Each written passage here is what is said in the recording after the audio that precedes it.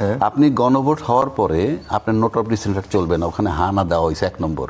2 নম্বর 31 দফা যেটা, সেটা হলো দলীয় ম্যানিফেস্টো। এটা বাংলাদেশের 100% জনগণের নয়, 100% জনগণের ম্যানিফেস্টো হইল গণভোট। সুতরাং এই গণভোটই ম্যান্ডেটরি, এবং গণভোট যদি আলোকে যদি সংস্কার করেন সবার জন্য সেফ, নাহলে সবাই এই নির্বাচনটা নিয়ে প্রশ্ন হবে এবং এটা অবৈধ নির্বাচন ঘোষিত হবে সময়ের ব্যবধানে। ইউনূস সাহেব ক্ষমতায় আসার পর উনি রাষ্ট্রপতি হইতে চেয়েছেন, এবং এটা আমরা জনশ্রুতি সবাই বলছি। ওনার স্বপ্ন, উনি লোভী, উনি রাষ্ট্রপতি হবেন, এবং এই জন্য ছাত্রদিকে আন্দোলন করছেন, প্রোটেকশন দিছে বিএনপি এবং আর্মি। এটা আমরা আগে বলছি, অনুমান ভিত্তিক, প্রেসিডেন্ট ক্লিয়ার করে দিছে, রাষ্ট্রপতি সাহেব ক্লিয়ার করে দিছেন যে ওনাকে সরাইতে পারে নাই এই কারণে। তারপর ইউনূস সাহেবের এত কি ক্ষমতা, এত কি শক্তি, সংবিধান টংবিধান কিচ্ছু মানলেন না। উনি ফেব্রুয়ারি 2026 পর্যন্ত নির্বাচন নিয়ে আসলেন, আর সবাই তাকায় তাকায় দেখলেন। এটা তো ক্লিয়ার করে দিছে একজন দায়িত্বশীল মন্ত্রী, নাম বললাম না, যে আমরা গণভোট না মানলে নির্বাচন হইতো না। তার মানে যা কিছু মানে শুধু নির্বাচন, রাষ্ট্র নিয়ে কারো ভাবনা ছিল বলে আমার কাছে মনে হয় না।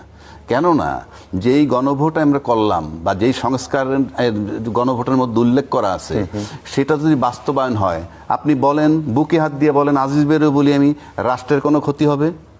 এই সংশোধনে রাষ্ট্রের কোনো ক্ষতি হবে? হবে না। রাষ্ট্রের সাধারণ মানুষের কোনো ক্ষতি হবে? হবে না। কারো কোনো ক্ষতি হবে না। ক্ষতি হবে কাদের? ক্ষতি হবে রাজনৈতিক দলের। তাদের যে ক্ষমতা কুক্ষিগত রাখে একটা দল, সেই পাওয়ার ডিস্ট্রিবিউট হয়ে যাবে। একই ব্যক্তি একই সময় প্রধানমন্ত্রী, একই সময় পার্টির প্রধান, এবং একই সময় দলনেতা, কিংবা 2 বার বেশি থাকবে পারবে না এইসব। এখন বলে যে অনেকের ইয়ের ভিতরেই আছে সেই ম্যানিফেস্টো, সেটা অন্য কথা।